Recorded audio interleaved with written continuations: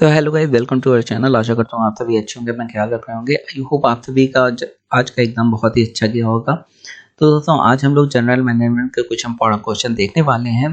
तो चलिए बिना किसी देरी के स्टार्ट करते हैं। सबसे पहला हमारा क्वेश्चन है कि लोगों को आंकने की प्रवृत्ति जो कि उस समूह के अवगम पर आधारित है जितने भी संबंधित होते हैं क्या कहलाता है? वो है रूढ़िबद्धता। भाई, अगर आप लोगों को आंक रहे हैं, ये आपकी प्रवृत्ति में शामिल हो गया, तो ये क्या हो गया? रूढ़िबद्धता, जिसे हम लोग इंग्लिश में आजकल स्टीरियोटाइप भी कहते हैं। ये रूढ़वादी इंसान है। ये लोग हर इंसान के बारे में कुछ ना कुछ विचार अपना रखने लगता है बिना मांगे हुए, तो इसे हम लोग रूढ़िबद्धता की श्रेणी में डालते हैं।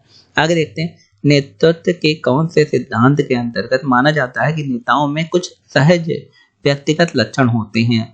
तो नेतृत्व का विशेषक सिद्धांत, तो ये सिद्धांत होता है जिसके जरिए माना जाता है कि हर जो नेतृत्व करने वाला होता है उसके भीतर एक विशेष लक्षण होता है। जैसे क्लास में भी जो मॉनिटर बनाया जाता है वो आप देखते होंगे बड़ा चुस्त टाइप का होता है, जल्दी जल्दी सारे काम करते हैं, टीचर के आगे पीछे घूमता रहता है।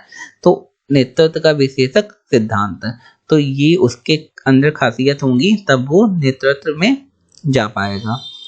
हर परिवेश का अपना अलग अलग एनवायरनमेंट होता है। कहीं पे काम करने वाले को नेतृत्व में शामिल करा जाता है और कहीं पे काम ना करने, तारीफ बटरिंग करने वालों को करा जाता है। तो ये परिवेश के ऊपर होता है। वैसे हम लोग पढ़ते हैं तो नेतृत्व का विशेष सिद्धांत किसका प्रयोग अधीनस्थों की गतिविधियों को मापने और सही करने के लिए किया जाता है, जिससे यह सुनिश्चित हो सके कि कार्यक्रम योजना के अनुरूप चल रहा है? तो वो कौन होता है? नियंत्रण। अब जाहिर सी बात, जब आप नियंत्रण रखेंगे तभी आप देख पाएंगे कि गतिविधि कैसी है, कार्य टाइम पे हो रहा है कि नहीं हो रहा, तो निश्चित कर सकेंगे ये। आगे देखते हैं, एक मशीन की खरीदारी किसका एक उदाहरण है? तो एक मशीन की खरीदारी आप करेंगे तो पूंजी का क्या होगा? व्यय होगा। तो ये पूंजी व्यय का एक उदाहरण है। लेन देन के अभिलेखन, वर्गीकरण और संक्षिप्तीकरण की प्रक्रिया को क्या कहते हैं? तो बही खाता लेखन। अब भाई, जो भी आप लेन देन कर रहे हैं उसका अभिलेखन करना पड़ता है, लेखा जोखा रखना पड़ता है, वर्गीकरण उसका करना पड़ता है, संक्षिप्तीकरण करना पड़ता है, सब कुछ करना पड़ता है। तो उसे क्या कहेंगे? उसे कहते हैं हम लोग वही खाता लेखन। ये कौन सा लेखन हो गया हमारा? वही खाता में हम लोग पूरी डिटेल उसकी सेव करेंगे। आगे देखते हैं क्वेश्चन, एक वित्तीय विवरण में पैसे छोड़ना और आंकड़ों का निकटन करना किस पर आधारित है? तो ये चीज किस पर आधारित है? तो ये है मादा अवधारणा। तो ये पैसा जैसे छोड़ना हो गया, आंकड़ों का निकटन करना, ये सब किस में आता है? मादा अवधारणा में। वित्तीय विवरण की बात यहाँ पे करी जा रही है। रोकड़ वही के अनुसार बैंक ओवरड्राफ्ट क्या है? आपको पता ही होगा ओवरड्राफ्ट क्या होता है। वो कहते हैं हम जमा शेष, मतलब क्रेडिट बैलेंस। जो भी आपके बैलेंस बचा है उसे हम लोग ओवरड्राफ्ट में काउंट करेंगे। कौन लोग व्यक्ति निष्ठता, विचारों की भीतरी दुनिया, भावनाओं और विचारों पर केंद्रित रहते हैं? तो अंतर्मुखी, जिन्हें इंट्रोवर्ट कहते हैं। जैसे इंट्रोवर्ट जिन लोगों का नेचर होता है वो अपनी ही दुनिया में खोए रहते हैं, कुछ सोचेंगे अपने बारे में या फिर कुछ और के बारे में सोचेंगे, तो इन लोगों को क्या कहेंगे? व्यक्तिनिष्ठ, या फिर विचारों की भीतरी दुनिया में खोए रहने वाले, या भावनाओं और विचारों पर केंद्रित रहने वाले लोग। सामान्य स्टॉक के एक शेयर का बाजार मूल्य किसके द्वारा निर्धारित किया जाता है? तो ये शेयर खरीदने और बेचने वाले व्यक्तियों के द्वारा किया जाता है। भाई, जो भी शेयर खरीदता है या फिर जो शेयर बेचता है वो अपना शेयर का प्राइस डिसाइड करेगा। भाई, ये रहेगा मेरे शेयर का प्राइस। और जो खरीद रहा है वो भी भाई डिसाइड कर सकता है कि ये रहना चाहिए आपके शेयर का प्राइस, नहीं तो हम नहीं खरीदेंगे। तो ये मार्केट के ऊपर होता है, आपके शेयर की ब्रांड वैल्यू के ऊपर। एक ब्रांड का एक मौखिक हिस्सा है जिसे बोला या लिखा जा सकता है। किस नाम से जाना जाता है? वो ब्रांड नेम के नाम से जाना जाता है। भाई, ब्रांड का एक मौखिक हिस्सा है जिसे बोला भी जा सकता है और लिखा भी जा सकता है, तो वो ब्रांड नेम होगा, जाहिर सी बात है। तो दोस्तों, आगे बढ़ने से पहले मैं आपसे एक रिक्वेस्ट करना चाहता हूँ कि अगर अभी तक आपने हमारे चैनल सब्सक्राइब नहीं करा, सब्सक्राइब करना, because your subscription is our motivation. आगे देखते हैं, वातावरण के रूपांकन और रखरखाव की प्रक्रिया जिसमें समूह में कार्य कर रहे व्यक्ति कुशलतापूर्वक संसाधनों का प्रयोग कर रहे होते हैं क्या कहलाता है?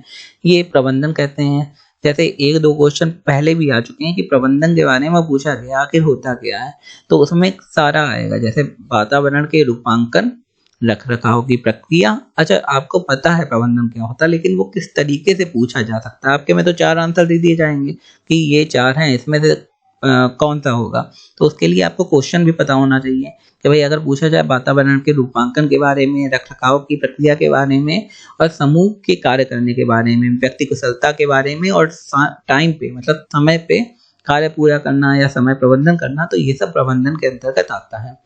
वह समय अवधि क्या कहलाती है जिसमें स्थायी परिसंपत्ति के निवेश को पुनः प्राप्त किया जाता है। तो भुगतान पावती की अवधि, पेबैक। अब इसमें होता क्या है कि जैसे सपोज करो आपने एफडी करवा ली, फिक्स डिपॉजिट या रिकरिंग डिपॉजिट आपने करवा लिया, मतलब आरडी। तो आप क्या करते हैं कि आप पैसा जमा करते हैं, या तो एक साथ जमा करिए या हर महीने जमा करिए। फिर उसके बाद बैंक आपको जितने भी टाइम तक की आपने करवाई होती, 12 महीने, 6 साल, 5 साल, उसके बाद आपको एक स्थायी परिसंपत्ति के निवेश को पुनः प्राप्त हम लोग कर सकते हैं।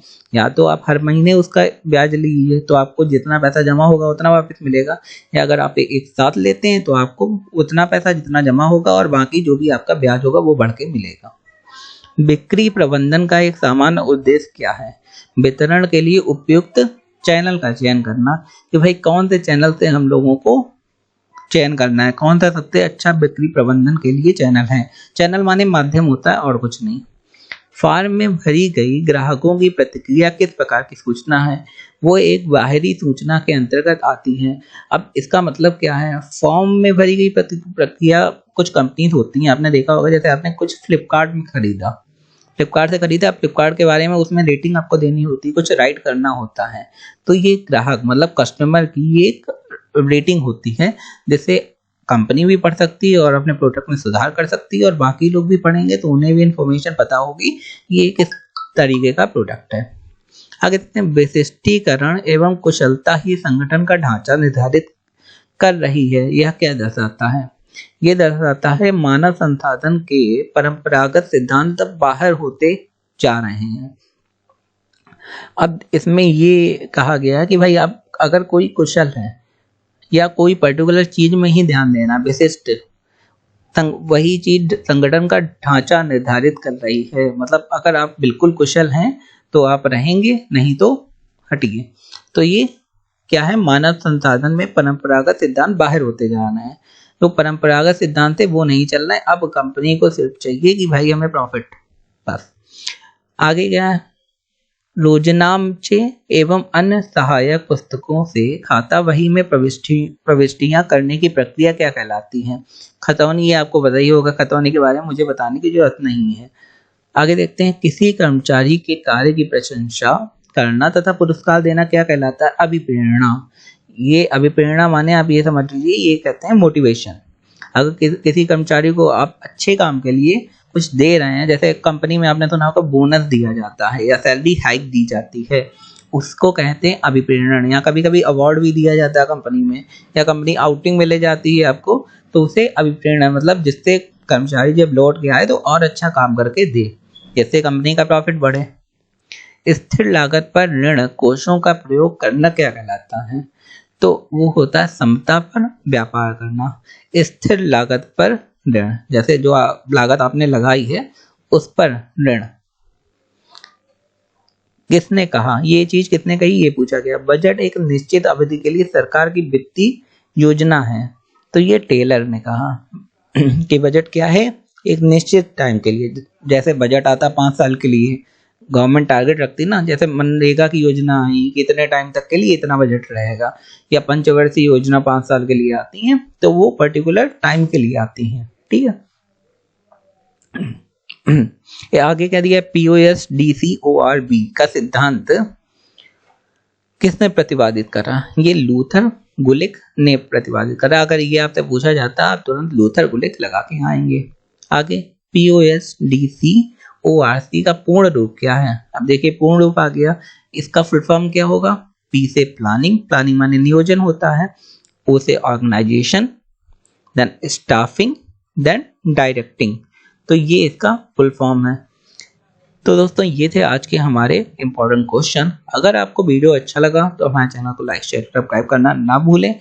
अदर सब्जेक्ट की हमारे चैनल में तैयारी करवाई जा रही है, इसलिए आप लोग हमारे चैनल में जाएं और बाकी सारे सब्जेक्ट की प्रिपरेशन देख सकते हैं।